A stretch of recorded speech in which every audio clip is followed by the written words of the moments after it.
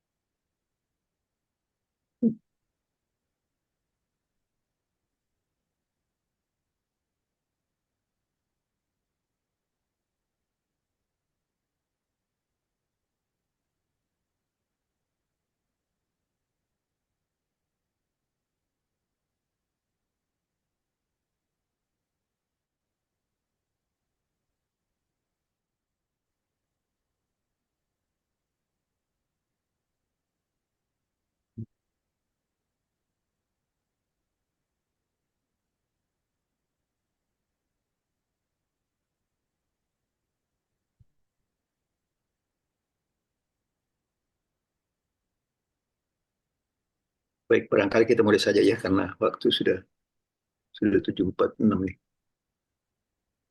Ya, Dan Prof. sambil menunggu teman juga yang bisa masuk. Baik, bismillahirrahmanirrahim. Assalamualaikum warahmatullahi wabarakatuh. Waalaikumsalam Waalaikumsalam warahmatullahi warahmatullahi wabarakatuh. wabarakatuh. Sebelum kita memasuki sesi seminar kita pada malam hari ini, mungkin baiknya juga kalau misalnya kita tetapkan saja setiap malam atau malam ini atau tetap saja di hari siang itu ya. Saya terserah saja karena saya tadi siang itu kebetulan memang ada acara yang saya tidak bisa hindari ya, ada perkawinan dan saya diminta untuk sebagai sambutan keluarga. Oh iya, Prof. Jadi bagaimana kira-kira apa kita kembali Eh, lagi? ya, ampun, Prof. Sesuai jadwal, Ya, tetap saja mungkin siang. Tapi kalau misalnya di siang hari itu, pada hari itu, Prof ada kesibukan sehingga oh harus ya, dipindah di malam hari, kami juga siap di malam hari. oke oke, baik. Kalau gitu kita kembali ya, Ya, back to Prof. basic. Oke, baik. Ya, kita memasuki sesi diskusi kita ini. Hari ini akan menampilkan makalah positivisme dalam historiografi, melihat dari sisi kekuatan dan keterbatasannya. Insya Allah akan dipresentasikan oleh Saudara Abdul Muthalib. Kemudian sebagai pembahas utamanya adalah Saudara Arjung Marendeng dan Saudara Syahdino. Dan kemudian selaku moderator adalah Saudara Muhammad Farid Wajdi. Ya, jadi saya kira mekanisme diskusi kita sama saja ya, minggu lalu. Oh, ini jadi ini ketukaran waktunya ya dengan Arung Marendeng. Saya lihat ini atau minggu lalu apa kemarin minggu lalu kan kita makalahnya Farid Wajdi kan minggu lalu. Iya, Prof. Eh, Tukaran Prof, Eh, tukaran yang mundur Prof hari merendeng. Arjung Marendeng tukaran waktunya dengan Mutalib. Talib. Oh iya, Ya jadi Prof, sekarang minggu depan. oke oke baik tidak apa-apa.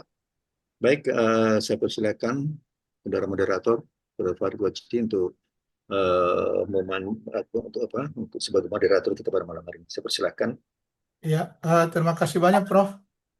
Eh, dan kepada semua teman-teman yang hadir, terima kasih sudah hadir di ruang Zoom. Saya awali dengan ucapan Bismillahirrahmanirrahim. Assalamualaikum warahmatullahi wabarakatuh. Rabbi shrah li sadri Waalaikumsalam. wa yassir li amri wahlul 'uqdatam min lisani yafqahu qawli. Eh, Malam ini di perkuliahan Historiografi Islam kembali kita berjumpa dan yang mendapatkan giliran presentasi adalah Saudara Abdul Muthalib dengan topik positivisme dalam historiografi, kekuatan dan keterbatasannya. Apa itu positivisme? Sebelumnya tentu di semester 1 sudah kita pelajari di mata kuliah filsafat ilmu bahwa positivisme itu adalah pandangan yang menekankan bahwa pengetahuan itu sahih kalau didasarkan pada fakta empiris, dapat diobservasi dan melalui metode ilmiah. Namun pembahasan kita kali ini lebih kompleks karena harus dikaitkan dengan historiografi, menggali kekuatan dan keterbatasannya. Nah, yang menjadi pembahas sebentar adalah Saudara Arjung Marendeng dan Saudara Sahdino Sahdana. Diberikan kesempatan membahas setelah penyajian materi yang dibawakan oleh Saudara Abdul Muthalib. Kepada Saudara Abdul Muthalib dipersilahkan untuk menyajikan makalahnya. Waktu dan tempat disilahkan.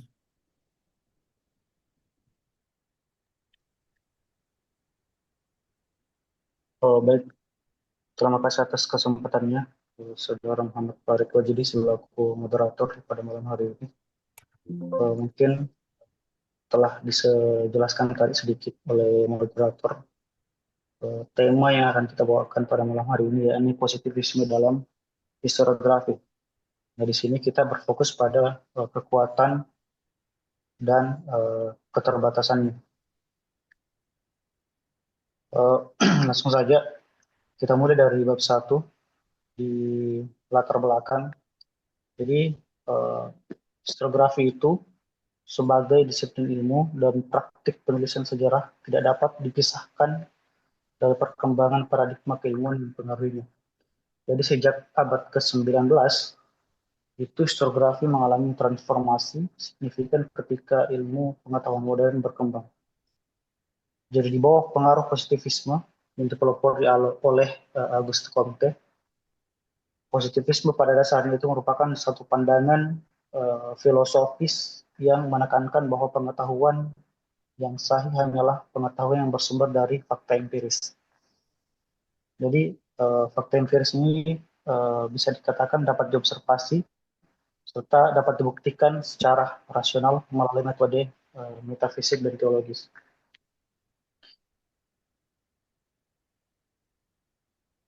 Kemudian positivisme dalam historiografi berkembang kuat di Eropa, khususnya melalui pengaruh tokoh-tokoh seperti Leopold von Ranke. Ranke ini terkenal dengan semboyannya yang legendaris, yang dikenal sebagai menuliskan sejarah sebagaimana apa adanya. Jadi prinsip ini menjadi dasar bagi sejarawan positivis untuk menulis sejarah secara apa adanya, tanpa bias atau tafsir moral. Mereka berkeyakinan bahwa melalui politik penelitian sumber primer yang teliti seperti arsip, dokumen, serta surat kabar dapat merekonstruksi masa lalu secara akurat dan objektif. Kemudian langsung saja kajian ini menjadi relevan tidak hanya dapat dalam konteks teori sejarah, tetapi juga dalam praktik penulisan sejarah kontemporer. Dengan menelaah positivisme secara kritis, kita dapat melihat bagaimana objektivitas dan subjektivitas saling berinteraksi dalam proses historiografi. Kemudian rumusan masalah yang akan saya bahas di sini ada 4. Yang pertama adalah bagaimana konsep dasar positivisme diterapkan dalam kajian historiografi modern. Kemudian yang kedua adalah apa saja kekuatan dan kontribusi pendekatan positivisme terhadap penulisan dan analisis sejarah. 3. Apa bentuk keterbatasan atau kritik yang muncul terhadap penggunaan positivisme dan historiografi. Lalu kemudian yang keempat, bagaimana relevansi pendekatan positivisme dalam studi sejarah kontemporer yang semakin pluralistik dan interdisipliner.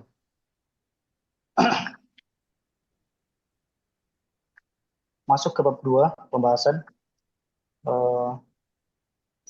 Yang pertama, konsep dasar positivisme dalam historiografi. Positivisme merupakan salah satu aliran besar dalam filsafat ilmu yang memiliki pengaruh mendalam terhadap perkembangan metodologi ilmu pengetahuan modern, termasuk ilmu sejarah. Jadi secara etimologis itu, positivisme berasal dari kata positif yang artinya nyata, pasti, dan dapat dibuktikan. Dalam konteks filsafat, positivisme itu berasumsi bahwa pengetahuan yang sahih hanyalah pengetahuan yang bersumber dari fakta empiris. Ketika paradigma positivisme ini diterapkan dalam studi sejarah, muncullah suatu pandangan bahwa sejarah dapat dan harus ditulis secara ilmiah. Jadi sejajar dengan ilmu alam maupun ilmu sosial lainnya. Para sejarawan positivis menolak anggapan bahwa sejarah hanyalah kisah moral atau refleksi filosofis tentang kehidupan manusia. Tapi sebaliknya, mereka menegaskan bahwa tugas sejarawan adalah mengumpulkan fakta-fakta masa lalu sebagaimana adanya, tanpa interpretasi, nilai, atau ideologi tertentu. Jadi dalam konteks inilah muncul semboyan yang sangat terkenal di Paul Ranke yang saya katakan tadi, yakni menuliskan sejarah sebagaimana adanya.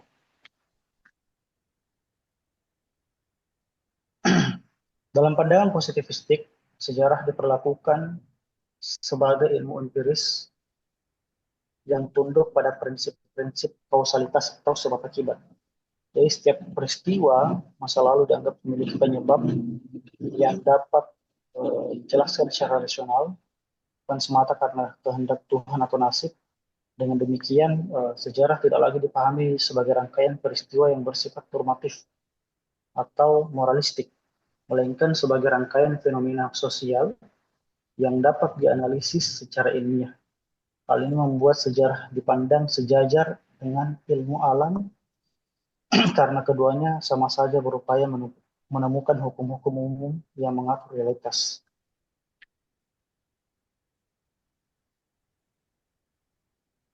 Kemudian bagian B, kekuatan dan kontribusi positivisme terhadap ilmu sejarah. Jadi pendekatan positivisme memiliki pengaruh yang sangat besar dalam bentuk wajah historiografi modern. Sebagaimana paradigma ilmu ilmiah, positivisme tidak hanya memperkenalkan metode baru dalam penelitian sejarah, tetapi juga memberikan legitimasi epistemologis bagi sejarah sebagai disiplin ilmu yang berdiri sejajar dengan ilmu pengetahuan lainnya. Jadi kekuatan dan kontribusi positivisme itu dapat dipahami melalui beberapa aspek berikut. Yang pertama, di sini ada setidaknya ada 4 aspek. Yang pertama adalah menegakkan prinsip objektivitas dalam penulisan sejarah. Karena sebelum munculnya paradigma positivistik, itu sejarah seringkali ditulis dalam bentuk narasi moral, legenda, atau kronik yang bercampur. Karena positivisme itu memperkenalkan gagasan bahwa sejarah harus menulis apa yang sebenarnya terjadi, sebagaimana ditegaskan oleh Leopold tadi. Kemudian yang kedua adalah mengembangkan metodologi ilmiah dalam penelitian sejarah. Karena sebelumnya penulis sejarah umumnya masih mengandalkan cerita-cerita turun-temurun, kronik atau kerajaan, yang sumbernya tanpa proses verifikasi yang ketat. Jadi positivisme muncul, mengubah paradigma tersebut sebagai memperkenalkan konsep kritik sumber yang mencakup 2 bentuk utama, yaitu kritik eksternal dan internal. Yang ketiga, mendorong tematisasi, dan profesionalisasi historiografi. Kekuatan lain positivisme adalah kemampuan mendorong sistematisasi dan profesionalisasi historiografi, karena sebelum munculnya pendekatan ini, sejarah seringkali ditulis tanpa struktur analisis yang jelas dan cenderung bersifat deskriptif dan kronikal. Dan kemudian positivisme muncul menuntut agar penulisan sejarah mengikuti pola pikir ilmiah. Kemudian yang nomor 4 menjadi dasar bagi pendidikan dan penelitian sejarah modern. Paradigma ini melahirkan standar akademik baru dalam studi sejarah di perguruan tinggi, di mana mahasiswa dapat peneliti diajarkan untuk menulis karya ilmiah berdasarkan sumber primer dan metode verifikasi ilmiah. Di bagian C, keterbatasan dan kritik terhadap positivisme dalam historiografi.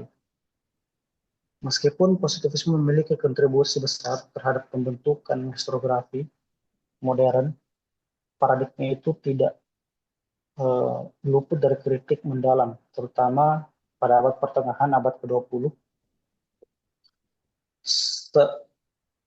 Seiring dengan perkembangan teori sosial, filsafat ilmu, dan pendekatan hermeneutika, para pemikir mulai menyadari bahwa sejarah tidak dapat direduksi menjadi sekadar kumpulan fakta objektif yang dapat diverifikasi secara empiris. Kritik terhadap positivisme itu menyoroti keterbatasannya dalam memahami kompleksitas realitas manusia, makna sejarah, dan proses interpretasi yang melekat dalam setiap penulisan sejarah. Kemudian kritik tersebut itu pada dasarnya muncul karena positivisme itu dianggap memiliki pandangan yang terlalu mekanistik dan reduksionistik terhadap pengetahuan sejarah. Jadi paradigma ini menempatkan fakta sebagai entitas yang netral dan seolah-olah dapat berbicara sendiri tanpa melibatkan subjektivitas peneliti. Padahal dalam praktek historiografi itu, pemilihan fakta, penafsiran dokumen, serta penyusunan narasi selalu melibatkan perspektif, nilai, dan intens sejarawan.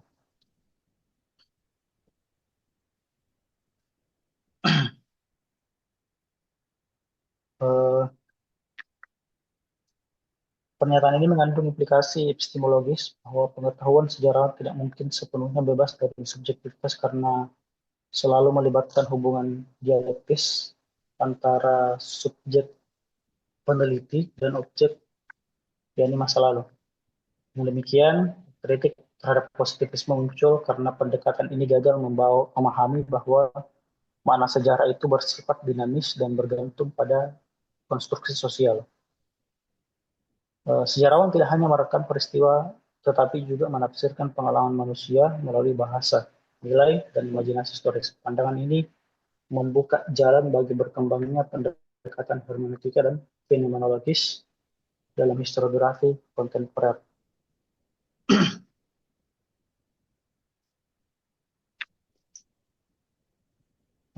Langsung saja ke bagian D. Relevansi positivisme dalam historiografi kontemporer. Dalam perkembangan historiografi kontemporer yang semakin pluralistik, positivisme masih mempertahankan relevansinya sebagai fondasi metodologis bagi penelitian sejarah. Meskipun paradigma ini telah banyak dikritik karena kecenderungannya yang reduksionistik dan objektivistik, kontribusinya terhadap pembentukan standar ilmiah dalam historiografi tidak dapat diabaikan. Positivisme dengan penekanan pada verifikasi empiris, dikritik sumber, memberikan kerangka metodologis yang ketat untuk memastikan keabsahan data dan keandalan bukti sejarah. Kemudian di tengah berkembangnya pendekatan interpretatif, positivisme berfungsi sebagai penyeimbang agar penulisan sejarah tidak terjebak dalam relativisme ekstrim.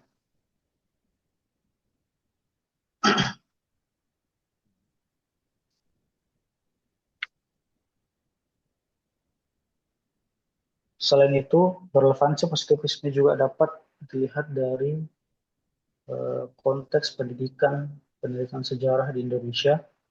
Banyak perguruan tinggi dan lembaga riset masih menempatkan prinsip positivistik sebagai dasar metodologi ilmiah, khususnya dalam tahapan heuristik, kritik sumber, verifikasi, dan pendekatan ini membantu mahasiswa dan peneliti muda untuk memahami pentingnya disiplin ilmiah dalam penulisan sejarah sebelum melangkah pada tahap interpretasi yang lebih kompleks.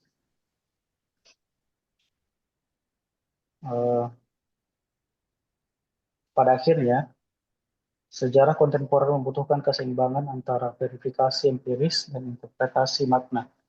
Positivisme tetap, mohon maaf, empiris dan interpretasi makna. Positivisme tetap penting sebagai penjaga validitas data dan logika ilmiah. Sedangkan pendekatan interpretatif itu berfungsi untuk menggali kedalaman makna dari pengalaman manusia dalam lintas waktu dengan sinergi tersebut. Historiografi modern tidak hanya menjadi ilmu tentang masa lalu, tetapi juga refleksi kritis atas kesadaran manusia tentang dirinya sendiri di tengah perubahan zaman yang terus berlangsung. Mungkin sekian pemaparan yang sempat saya sampaikan. Sebelumnya saya mohon maaf karena tadi saya tidak sempat untuk memberikan PowerPoint karena saya kira minggu ini kala ini belum saya yang presentasi. Ya mungkin sekian, saya kembalikan ke moderator.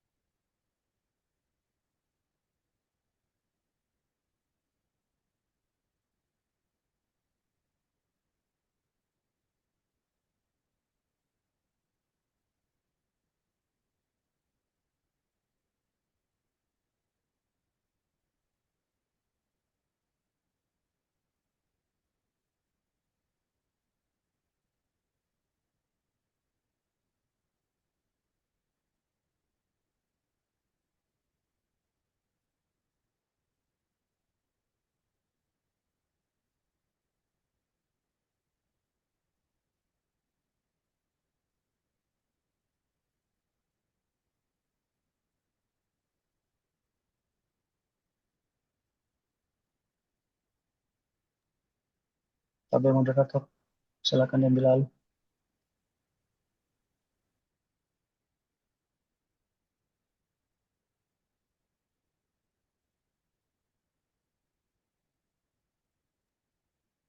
Oh maaf, ternyata saya amut. Ya, terima kasih saudara pemakalah atas pemaparannya tentang positivisme dalam historiografi, kekuatan dan keterbatasannya. Selanjutnya, saya berikan kesempatan kepada pembahas, saudara Arjun Marendeng, kemudian dilanjutkan oleh saudara Sahdino Sahdana untuk membahas, menanggapi, atau mungkin jika ada yang masih dianggap bias, boleh mempertanyakan kepada penyaji makalah. Disilahkan.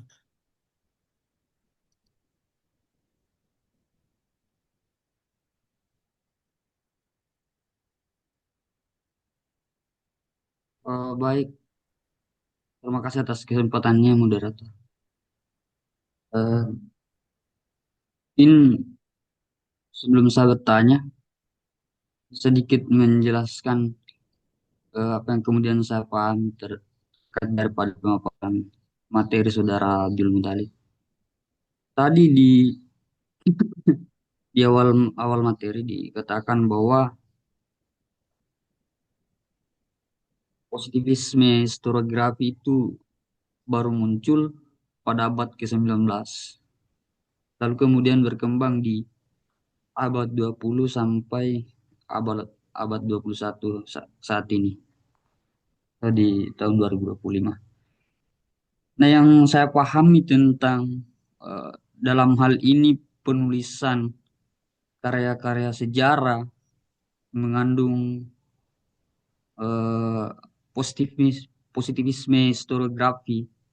Di makalah tadi disebutkan bahwa eh, dulu sebenarnya karya-karya misalnya semacam buku-buku sejarah yang dikarang oleh para penulis di abad ke-19 itu lebih mengesankan makna atau punya makna dan eh, banyak maknanya, filosofi dan lain-lain. Namun yang faktanya yang saya temukan hari ini atau di abad ke-21 tahun 2025 misalkan, itu di akhir 25 saya temukan di internet itu di abad 25 karya-karya buku sejarah itu sudah berkurang maknanya, sudah berkurang filosofinya. Misalnya buku eh, yang dari versi kemarin tahun 2025 itu tentang sejarah kemerdekaan nasional itu terlihat kaku seperti arsip. Meskipun sebenarnya yang ditulis dalamnya itu ya benar mengandung fakta karena memang ada perubahan antara abad ke-19 dan abad 21 hari ini dalam penulisan karya-karya sejarah.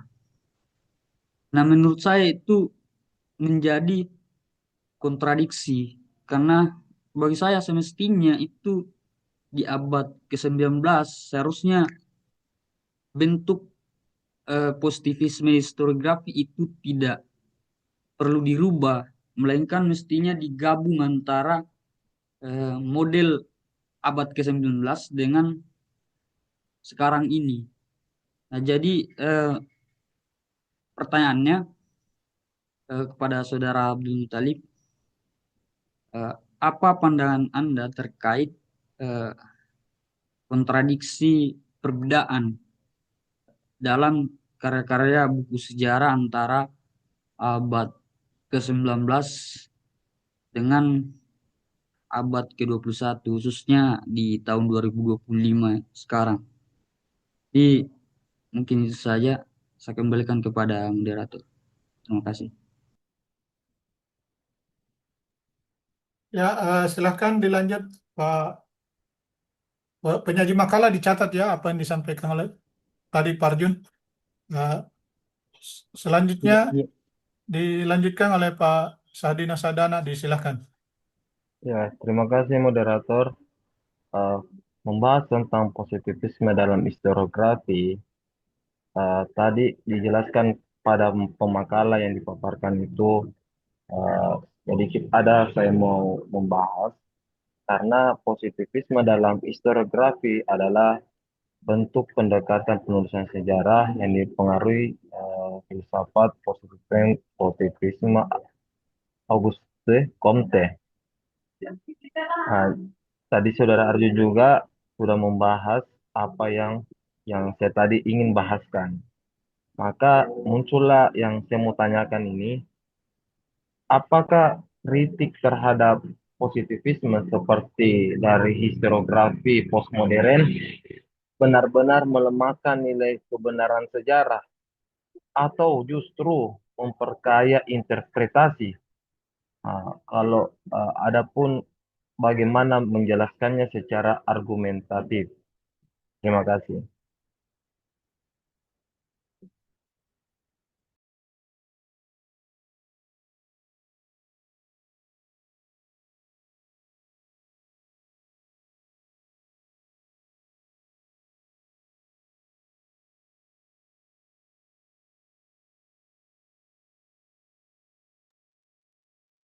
Sudah ya, Silahkan penyaji makalah untuk memberikan tanggapan dari apa yang disampaikan oleh Saudara Arjung Marendeng dan Sahdino Sahdana. Ya baik, terima kasih atas kesempatannya, moderator. Eh, di sini sepemahaman saya, kedua pertanyaan ini sangat berkaitan. Mungkin saya mulai dari pertanyaan dari Saudara Arjun Marendeng. Eh, apa perbandingan antara karangan buku sejarah positivisme abad ke-19 dan abad ke-21?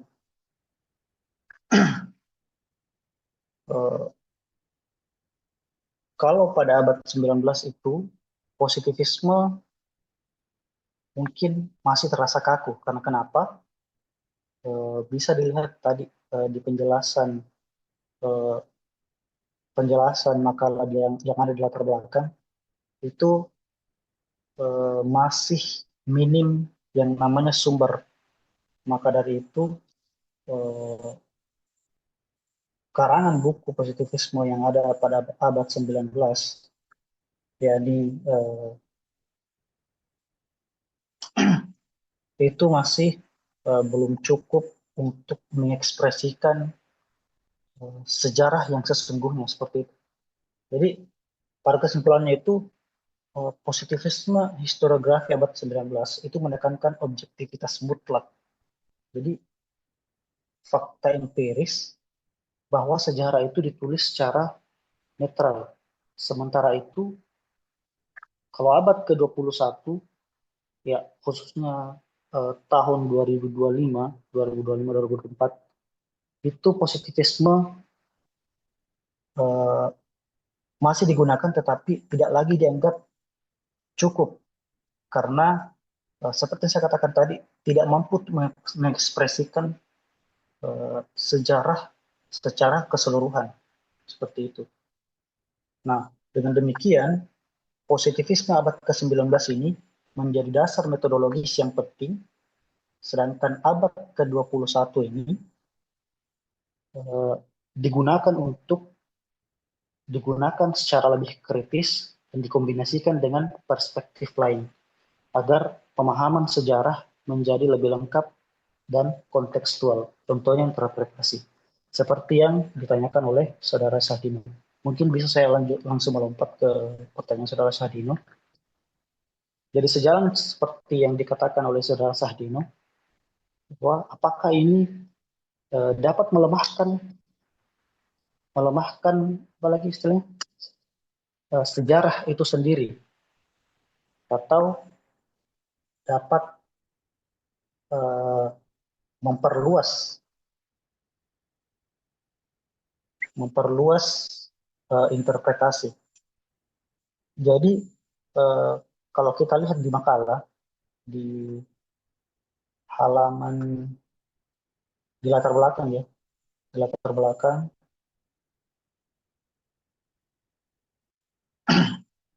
itu sudah tertulis di situ, sudah dijelaskan kritik terhadap positivisme itu juga datang dari kalangan postmodernis yang menilai bahwa sejarah adalah bentuk narasi diskursif, bukan cermin objektif masa lalu. Jadi Hayden White misalnya menyatakan bahwa setiap penulisan sejarah selalu mengandung unsur naratif, imajinatif, dan bahkan retoris.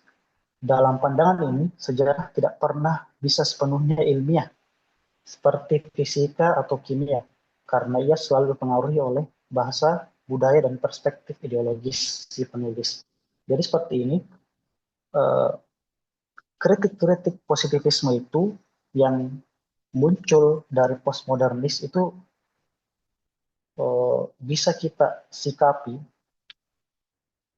ya, tidak melemahkan dari kebenaran sejarah, tetapi memperkaya cara memahaminya. Jadi positivisme itu memandang sejarah sebagai kumpulan faktor objektif yang memiliki satu kebenaran pasti, namun pendekatan postmodernis itu menekankan bahwa sejarah itu tidak pernah berdiri sendiri, karena sejarawan itu selalu memilih, menafsirkan, dan menyusun fakta dalam bentuk narasi. Nah, di sini itu dia pasti dipengaruhi yang namanya budaya. Lalu kemudian eh, pada akhirnya para peneliti itu akan sampai di interpretasi masing-masing seperti itu. Karena memang sejarawan itu bermacam-macam, tidak satu, bermacam-macam dari metodologinya, cara penelitiannya, heuristik, interpretasi, dan segala hal. Mungkin seperti itu, moderator. Jadi kesimpulannya tidak melemahkan dari sejarah atau kebenaran sejarah itu sendiri, tetapi lebih dikombinasikan seperti itu. Tetapi sebagai dasar metodologi, yakni kita lihat dari karangan-karangan buku di abad ke-19. Mungkin itu saja moderator, saya kembalikan ke forum. Ya, terima kasih Pak Abdul Muthalib atas uraiannya. Eh, dari Pak Arjun dan Pak Sadino, ada tanggapan balik dari apa yang sudah dijelaskan oleh Pak Abdul Muthalib?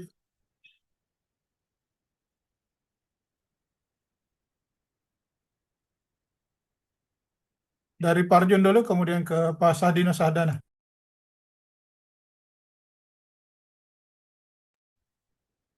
Baik, terima kasih. Di Sebelumnya terima kasih kepada saudara pemateri Abdul Muthalib. Nah, jawabannya saya rasa cukup searah. Bagaimana tentang saudara Abdul Muthalib memandang antara positif positivisme historiografi abad ke-19 dengan abad 21 saat ini. Saya sepakat dengan saudara Abdul Muthalib bahwa memang dulu cenderung di abad ke-19 itu cenderung kekurangan sumber, sehingga para penulis kemudian menulis buku-buku sejarah itu dalam bentuk yang kaku lah istilahnya. Sementara di abad 21 misalnya tahun 2025 itu sama juga tadi katakan aku, cuman bedanya di abad sekarang itu bukan sumbernya yang kurang, tapi para penulis yang kemudian mungkin terlalu menutup diri dalam hal ini, mencari sumber yang lebih valid. Jadi alhasil seperti yang saya analisis yang kemudian saya sampaikan sebelumnya, buku-buku sekarang itu, buku sejarah itu mayoritasnya kebanyakan kayak arsip banyak tahunnya. Padahal kan kita menulis sebagaimana kita yang kita ketahui, kita tidak menggunakan kuantitatif. Jadi mungkin itu saja, sepakat dengan apa yang disampaikan oleh saudara Abdul Muthalib. Terima kasih. Saya kembalikan kepada moderator. Ya, Pak Sadino Sahdana, tanggapan baliknya.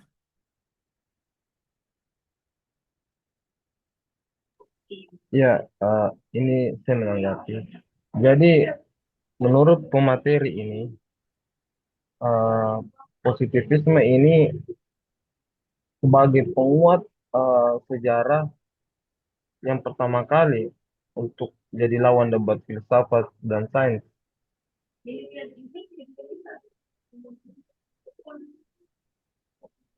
Ya, mungkin saya kembalikan untuk ke pemateri.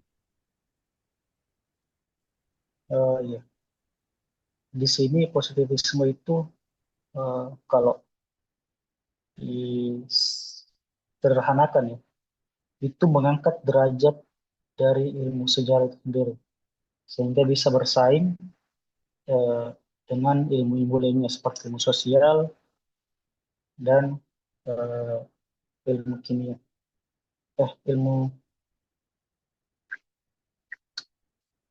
ada ini.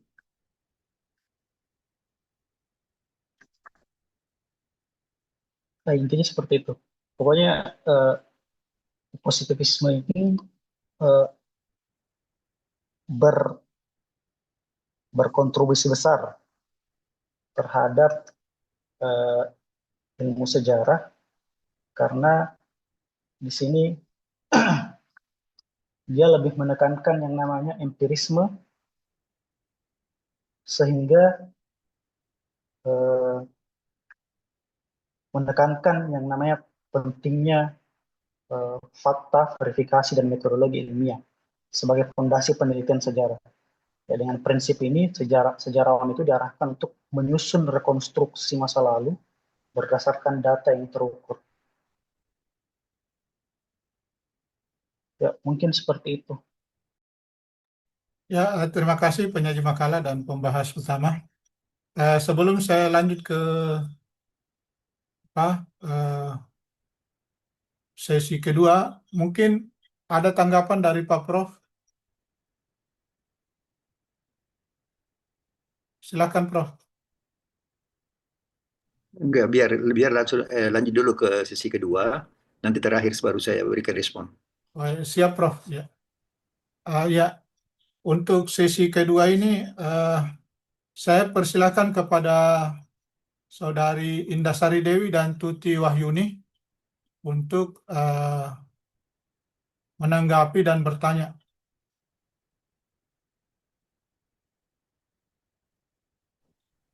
Terima kasih atas kesempatannya. Eh,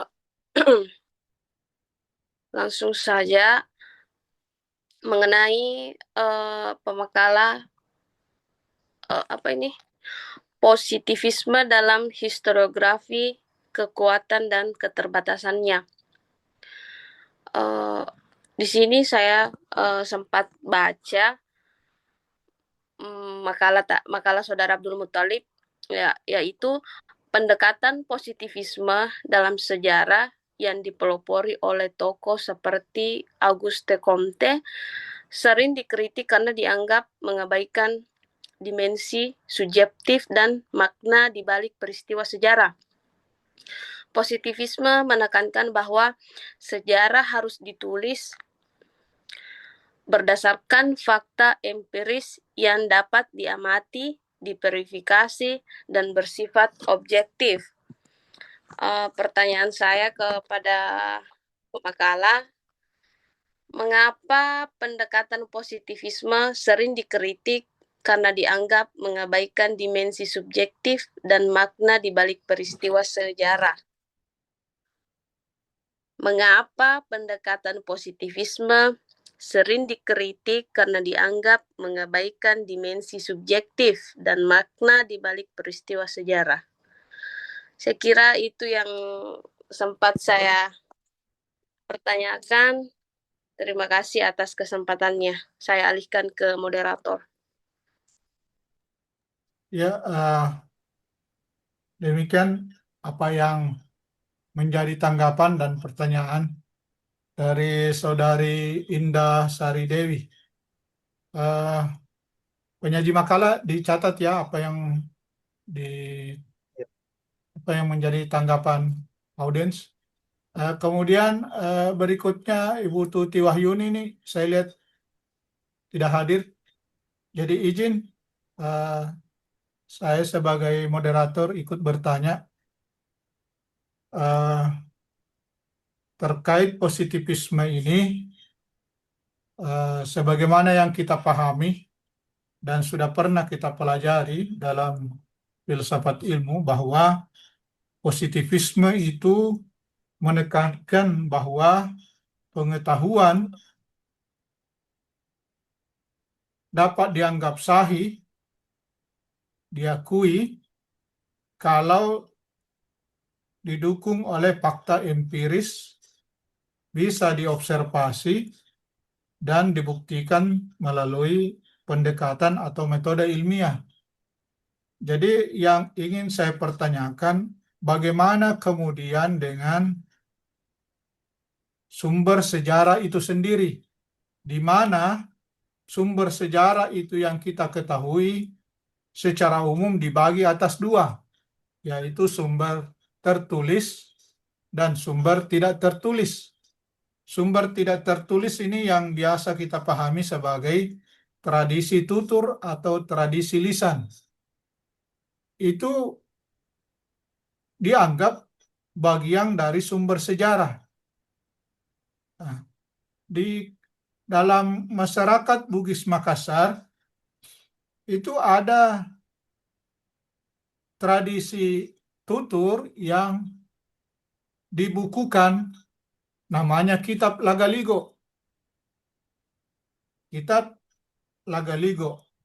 Lagaligo ini isinya banyak mistik dan mitologi di dalamnya.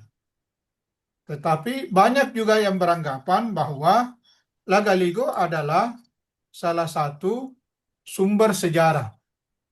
Nah, bagaimana pandangan positivisme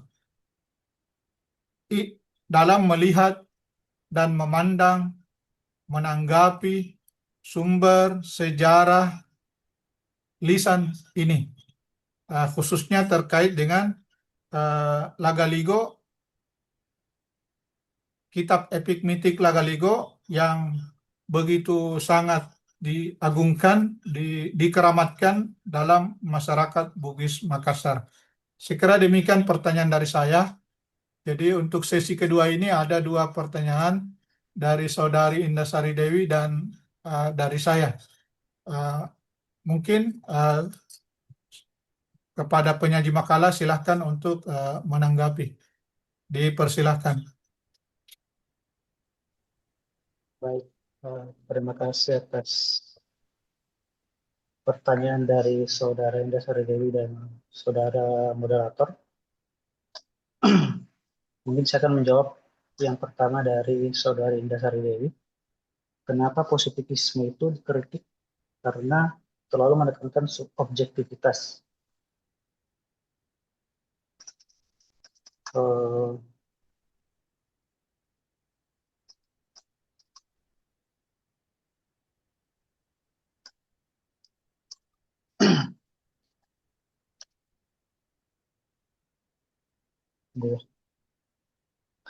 Baik,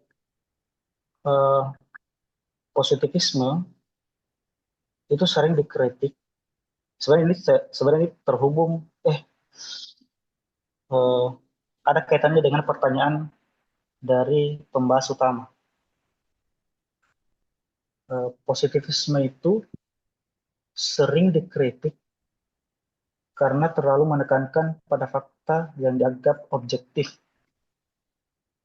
seperti tanggal, kemudian tokoh, dan urutan peristiwa. Jadi pendekatan ini beranggapan bahwa sejarah itu dapat ditulis secara netral, hanya dengan mengumpulkan data dari sumber. Akibatnya, perhatian ini lebih diberikan pada apa yang terjadi, sementara pertanyaan tentang mengapa itu terjadi dan bagaimana maknanya, bagaimana makna bagi masyarakat itu kurang mendapat tempat, karena memang di sini yang ditekankan objektivitasnya saja. Itu.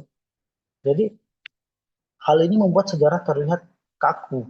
Maka dari itu, seperti saya katakan tadi yang dijelaskan oleh Saudara Arjun, positivisme abad 19 itu kaku. karena eh, kurangnya sumber, kemudian eh,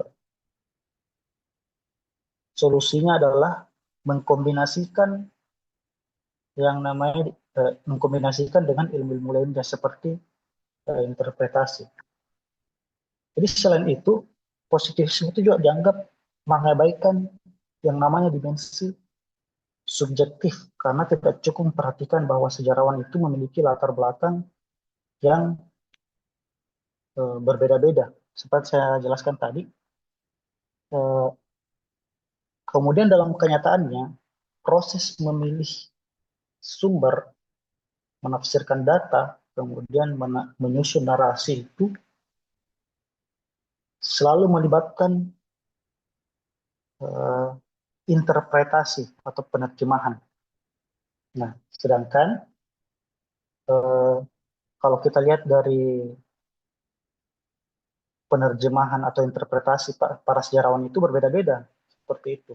Makanya positivisme itu dikritik karena kurang memuaskan atau kurang apa ya, tidak mencerminkan wajah dari sejarah secara keseluruhan karena mengabaikan yang namanya subjektivitas, yakni para sejarawan dan peneliti. Mungkin seperti itu, moderator.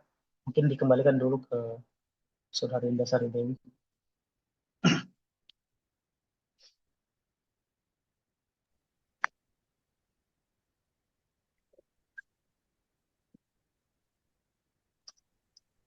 Ya, Bu Indah, ada tanggapan balik dari apa yang sudah dijelaskan Saudara Abdul Muthalib?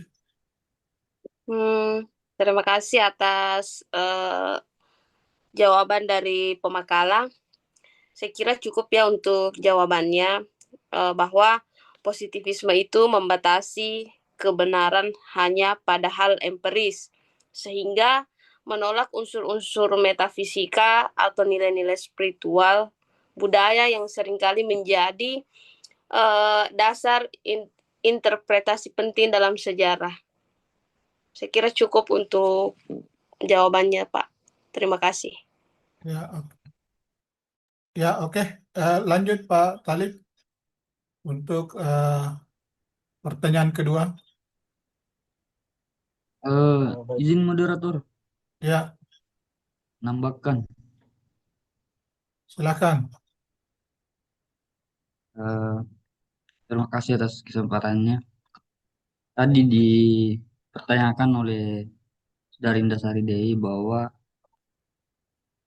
kenapa kemudian positivisme di abad ke-19 itu cenderung bersifat objektif. Kemudian sependapat dengan apa yang disampaikan oleh Saudara Abdul Muthalib. Nah, sedikit tambahan, di dalam makalah juga dijelaskan bahwa memang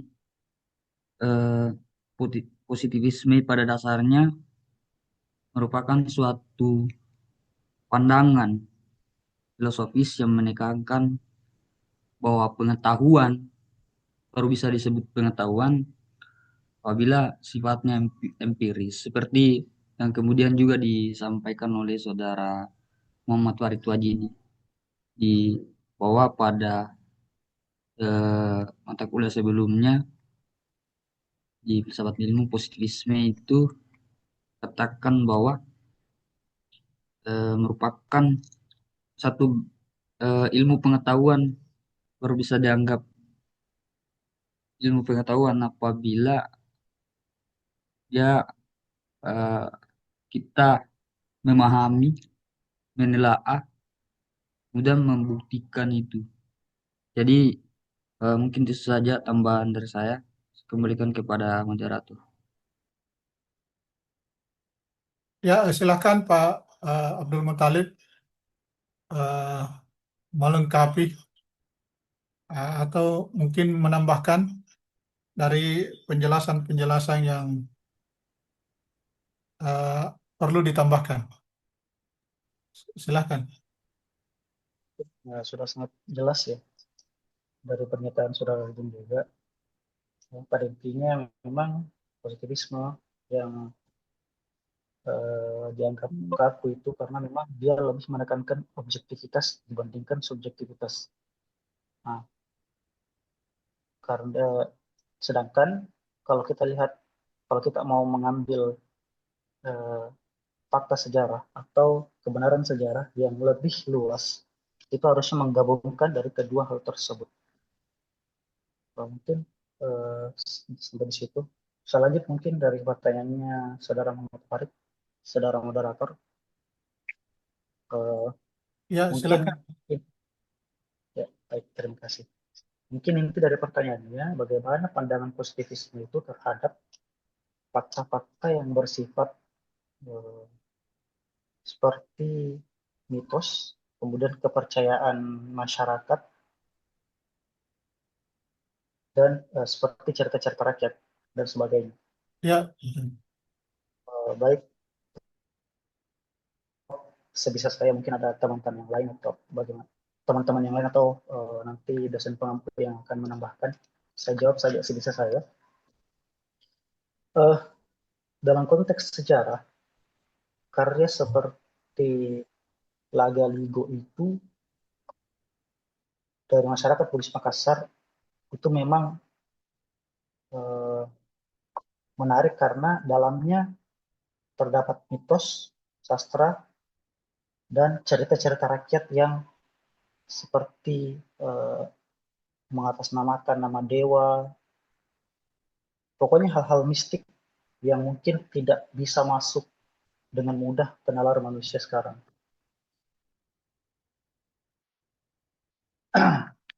Mungkin kita mulai dari positivisme dalam sejarah. Jadi positivisme dipengaruhi tokoh seperti Augusto Comte dan Ranke, itu menekankan bahwa sejarah yang pertama adalah sejarah harus didasarkan pada fakta empiris. Yang kedua, sumber harus bisa diverifikasi atau dibuktikan. Kemudian penulisan sejarah harus apa adanya. Nah, kemudian ketika kita ingin melihat surat Lagaligo itu mungkin itu tidak akan dianggap sebagai fakta sejarah langsung. Karena kenapa? Kisah dalam Lagaligo itu melibatkan dewa, makhluk setengah ilahi, dan peristiwa supernatural yang tidak bisa diverifikasi secara empiris. Nah, sedangkan positivisme itu sangat bertolak belakang dengan positivisme itu sendiri. Kemudian dianggap sebagai sumber sekunder atau kultural. Meski bukan fakta literal, teks seperti ini tetap bernilai sebagai yang pertama kepercayaan masyarakat, yang kedua gambaran struktur sosial dan budaya. Karena memang setiap budaya, setiap daerah mempunyai cerita-cerita seperti ini. Seperti di Mandar, kalau kita search, itu ada yang namanya Maulid yang ada di Salabose.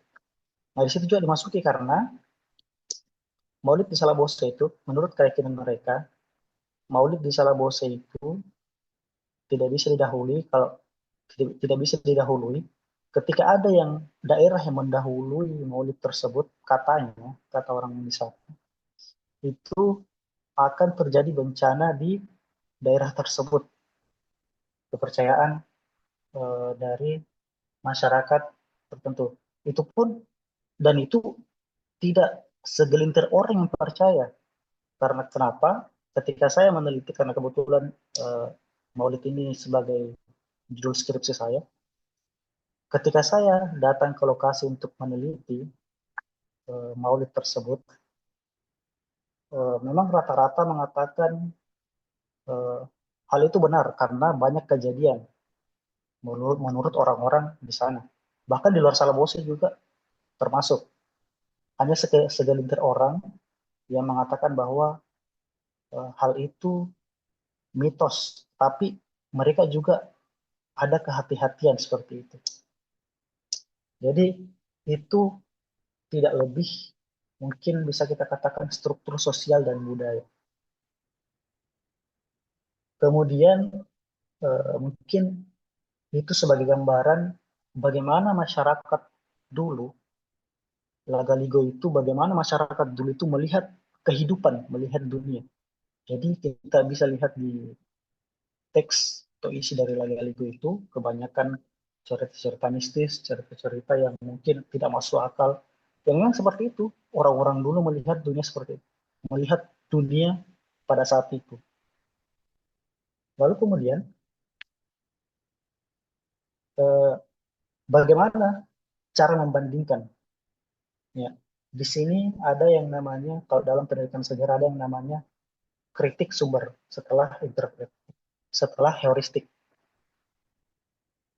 Yang pertama di sini saya dapatkan di internet, sejarawan positivis akan melakukan dua, setidaknya yang pertama membandingkan arsip prasasti atau catatan kolonial, yang kedua memisahkan mana unsur mitologis dan mana yang mungkin punya dasar historis.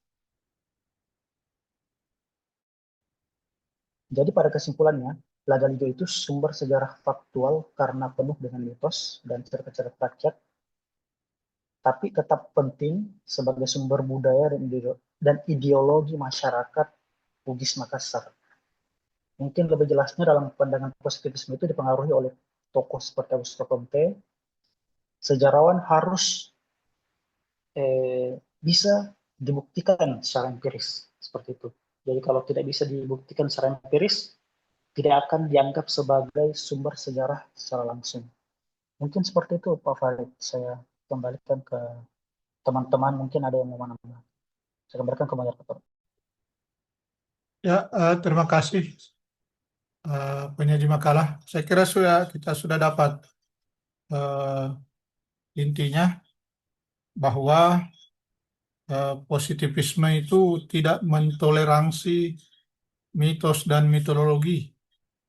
Karena itu menafikan sumber sejarah tidak tertulis dan tidak bisa diverifikasi dan divalidasi.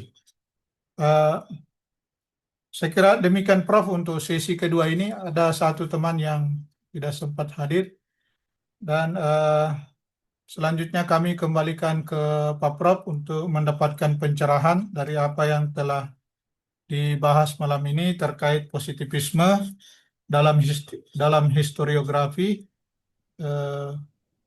kekuatan dan kelemahannya. Sekira demikian Prof, kami kembalikan ke Pak Prof. Ya, baik, terima kasih. Ya, jadi saya sudah menyimak betul tadi apa yang telah disampaikan ya tentang positivisme dalam historiografi, mencoba menelaah tentang kekuatan dan keterbatasannya. Mungkin saya secara umum ya jelaskan sedikit ya. Walaupun sebenarnya juga tadi beberapa yang perlu saya sebenarnya saya ingin tahu juga ya, terutama waktu penelitiannya di Salabose itu ya. Itu menarik itu karena saya juga pernah waktu penelitian saya dulu waktu S3 itu, penelitian saya itu tentang pola hubungan otoritas agama dan politik di Bandar. Disertasi saya pertahankan dulu di Unhas. Tapi nanti sebentar itu, saya ingin masuk dulu pada positivisme dalam historiografi.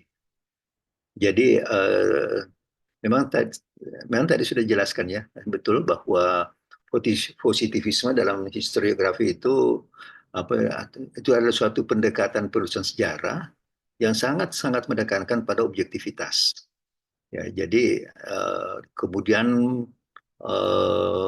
apa namanya nih, di samping objektivitasnya juga mencari fakta-fakta empiris yang benar ya. Nah, di sini nanti kalau kita bicara tentang fakta empiris, pasti nanti akan berlawanan nanti dengan mitos, dengan apalagi tadi ya yang bersifatnya yang tidak masuk akal itu.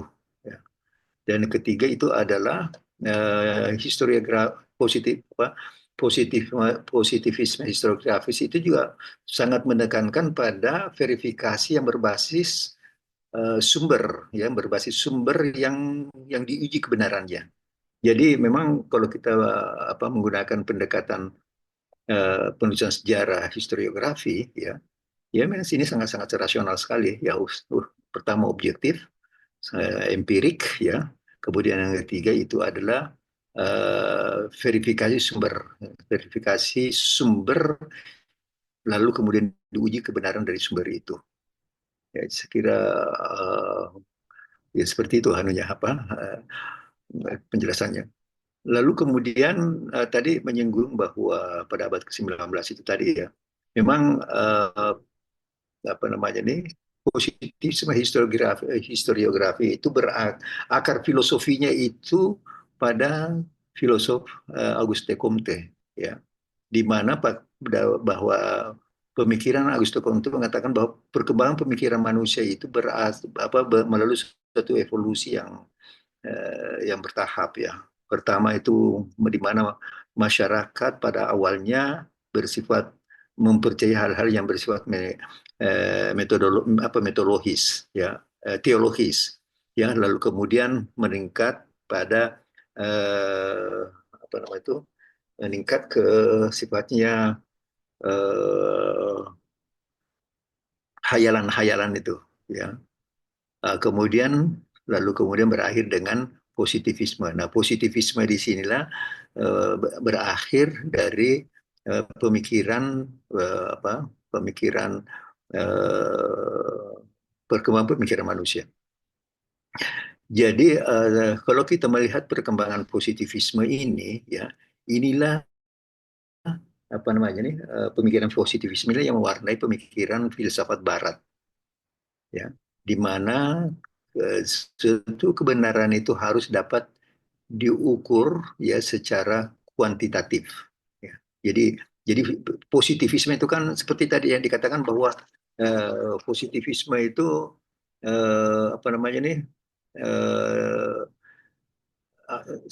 sejarah yang harus ditulis seperti ilmu alam, ya, di mana ilmu alam itu punya hukum-hukum alam itu.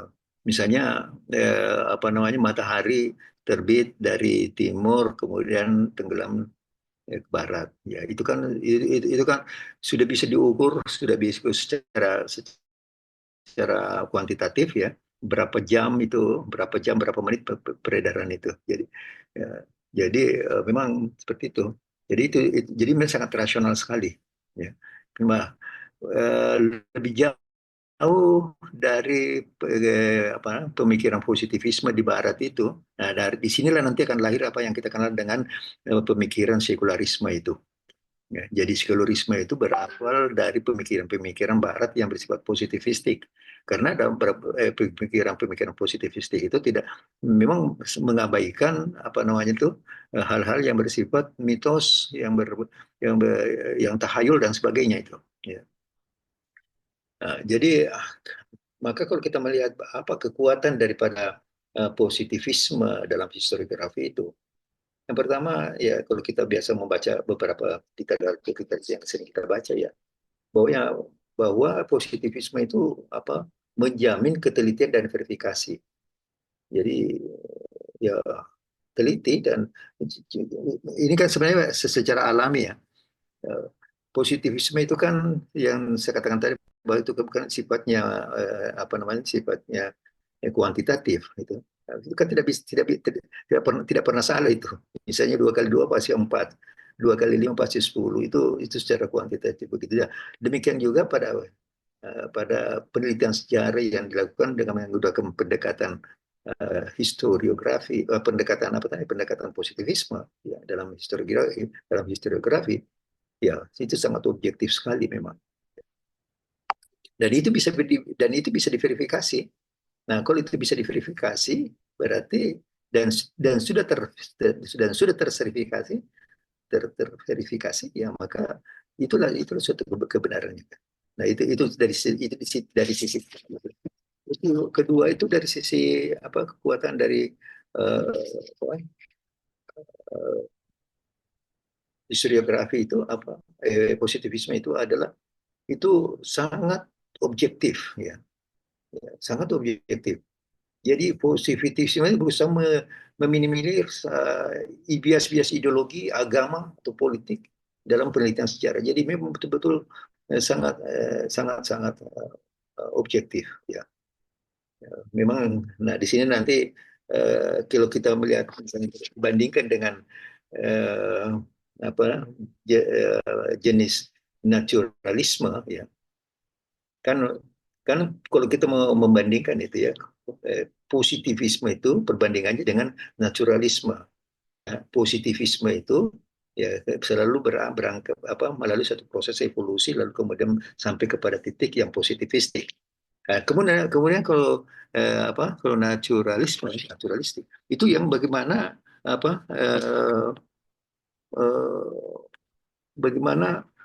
bisa kita pahami ya secara konteks yang alami ya. Jadi ya, di situ dari sisi kekuatannya di situ. Jadi tapi memang kadang kalau saya membaca itu ya kadang dalam memahami fenomena sosial dalam konteks alami ya itu memang sepertinya agak sulit kita membedakan dengan positivisme, karena positivisme juga bersifat kayak ilmu alami itu, sedangkan ini naturalisme itu memahami fenomena sosial itu dalam konteks alami juga ya, gitu. Jadi nah kemudian kalau kita melihat dari segi keterbatasannya atau apa tadi istilahnya itu kelemahannya ya, memang positivisme itu nampaknya bahwa tidak ada penulisan sejarah yang sepenuhnya bersifat objektif, yaitu menurut yang membantah positivisme itu. Jadi tidak ada penulisan sejarah yang bersifat penuh objektif yang dikatakan seperti ada yang dikatakan oleh positivisme itu harus objektif. Nah, pengantar kita kemarin waktu di awal pertemuan kita itu saya sudah jelaskan bahwa sejarawan itu pasti dipengaruhi oleh nilai-nilai yang ada di sekelilingnya, apakah itu nilai agama ataukah nilai budaya dan itu dalam menginterpretasikan dan menarasikan itu hasil pemikirannya itu. Jadi jelas bahwa itu sangat bias terhadap objektivitas. Nah, sekira dua hal itu ya yang membedakannya. Kemudian saya mau masuk ke tadi ya tentang Lagaligo tadi itu ya. Memang kalau Lagaligo itu tidak bisa, saya kira memang tidak bisa kita mendekati itu dengan pendekatan positivistik itu ya. Karena di situ banyak mitos, banyak apalagi perjalanan sejarah. Tapi itu kan ilmuwan sejarah itu atau arkeolog itu menganggap bahwa itu adalah suatu kebenaran karena itu melalui tradisi lisan. Boleh bisa saja terjadi, apalagi ditulis dalam bentuk karya karya budaya yang kita sebut dengan Lagaligo itu. Ya, kebetulan saya ikut waktu seminar waktu di mana tuh yang di Baru itu tentang Lagaligo itu banyak sekali pembicara pada waktu itu. Ya, kemudian yang terakhir ya yang saya ingin menanggapi kembali itu tentang Maulid Salabos itu. Itu mungkin yang sudah masuk Salabos itu yang di mana tuh yang di Majene itu ya di Majene itu yang dimaksud ya Salabos itu. Iya, Majene Prof. Ya betul ya. Ya, saya pengen sharing dengan saudara Abdul Muttalib itu karena begini, karena saya tertarik itu karena tentu saya menelitinya tahun 2004 ya 2004 kan saya selesai di UNHAS itu 2005 ya 2005 berarti sampai sekarang sudah berapa tahun itu ya, sudah 20 tahun lebih ya.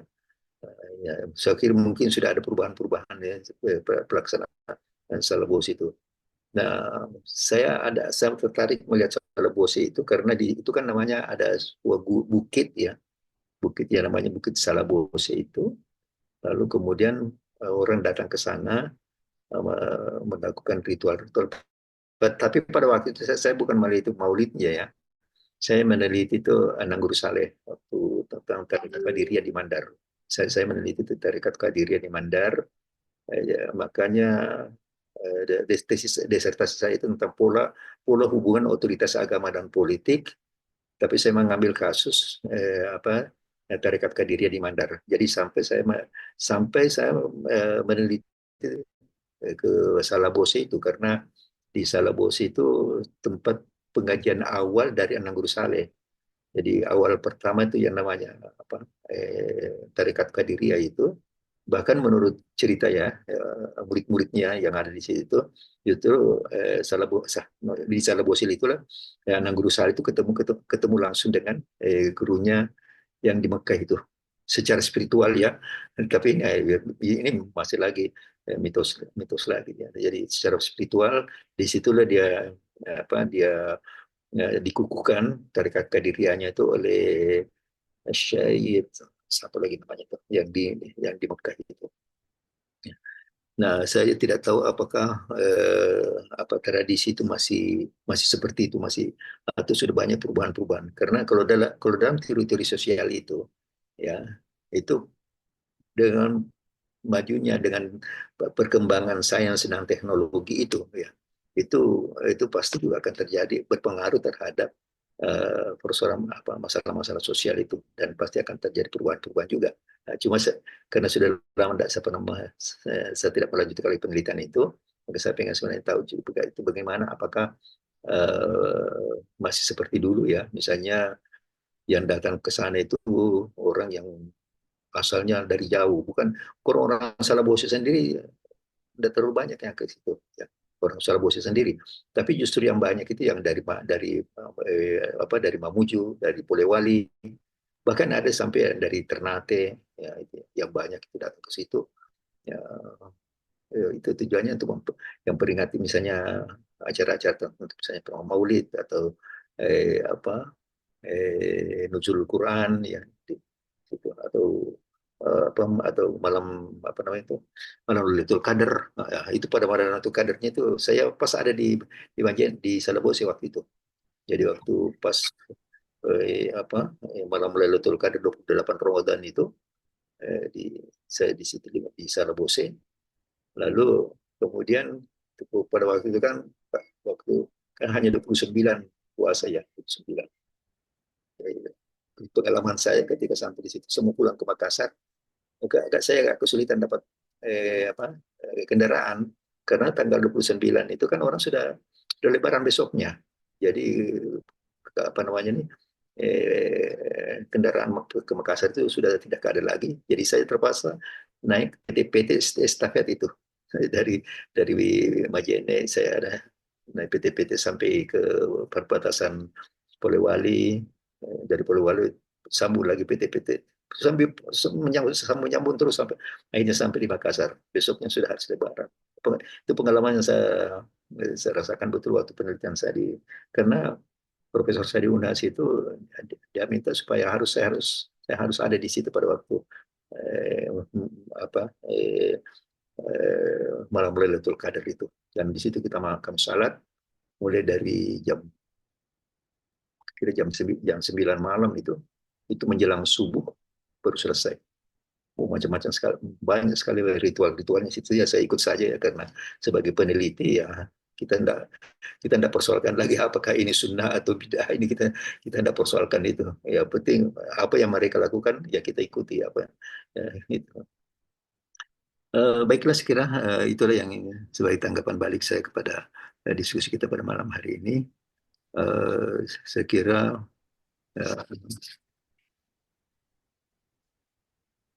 ya, jadi memang positivisme itu memberikan dasar metodologi yang kuat bagi historiografi modern ya. Jadi ya, jadi historiografi modern ini ya kelanjutan daripada historiografi sebelumnya ya yang bersifat jadi historiografi positivisme ini itu sebagai landasan metodologis yang kuat bagi munculnya apa yang kita kenal dengan historiografi modern, di mana menekankan pada fakta ya, sumber dan verifikasi. Sekira itu inti daripada uh, positivisme dalam historiografi. Jadi saya ulangi ya, bahwa positivisme itu merupakan basic metodologis yang kuat munculnya apa yang kita kenal dengan historiografi modern, yang sangat menekankan pada fakta, sumber, ya. Itu kan kemarin kan sudah saya jelaskan, sumber itu kita harus melakukan kritik sumber, ya. Tidak bisa langsung sumbernya kita terima langsung, harus melakukan kritik sumber lagi, kita verifikasi, ya. Lalu kemudian kita jadikan sebagai data. Memang keterbatasan ya, atau apa namanya itu, kecenderungan untuk mengabaikan subjektivitas itu ya memang ada dalam penelitian positivisme itu, ya. Tapi memang jenisnya memang lain, ya. Kalau yang menekankan pada positivisme itu kan apa namanya itu, yang seperti fenomenologi, ya. Fenomenologi itu menekankan subjektivisme, di mana secara fenomenologis subjeklah yang harus berbicara, bukan objek yang harus berbicara. Ini kalau positivisme kan lebih kepada objek yang berbicara. Kalau ini subjek, tapi itu kalau fenomenologi itu adalah subjek yang harus lebih banyak yang berbicara. Ya memang jadi tetap bahwa positivisme itu memerlukan pendekatan interpretatif juga, ya. Baik, sekira demikianlah pertemuan kita pada malam hari ini, dan insya Allah kita akan masuk kepada diskusi berikutnya insya Allah minggu depan. Sekira demikian, barangkali saya kembalikan kepada moderator. Silakan, moderator. Terima kasih banyak Prof atas penguatan dan pencerahannya. Saya kira dikembalikan kepada diri kita masing-masing. Tidak perlu saya menyimpulkan bahwa kita sudah dapat memahami bahwa positivisme adalah bagian dari pandangan yang menguatkan historiografi modern. Terima kasih banyak atas kehadiran semua teman-teman. Pak Prof, terima kasih banyak atas pencerahannya. Demikian pertemuan kita pada malam ini terkait topik positivisme dalam historiografi. Syukran wa jazakumullah khair. Wassalamualaikum warahmatullahi wabarakatuh. Waalaikumsalam. Warahmatullahi wabarakatuh. Baik, terima kasih. Saya live dulu ya. Syukran, Prof. Syukran, Prof. Ya, terima kasih. Sampai ketemu minggu depan ya.